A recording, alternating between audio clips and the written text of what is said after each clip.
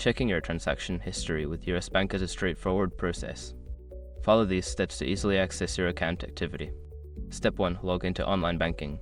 Before changing your settings, use the sroc.com link in the description to open the password strength checker, then update your password if needed. Step 2. Navigate to Account Summary. Once logged in, locate the Accounts tab or section on the home page. Click on it to view a summary of all your accounts. Step 3. Select the desired account. From the account summary, choose the specific account for which you want to check the transaction history. This could be a checking, savings, or credit card account. Step 4. Access transaction history. After selecting the account, look for an option labeled Transaction History or Recent Transactions. Click on this option to view a detailed list of your recent transactions. Step 5. Filter and download transactions. If needed, use any available filters to narrow down the transaction history by date or type. You may also find options to download or print your transaction history for your records. By following these steps, you can easily keep track of your financial activities with US Bank.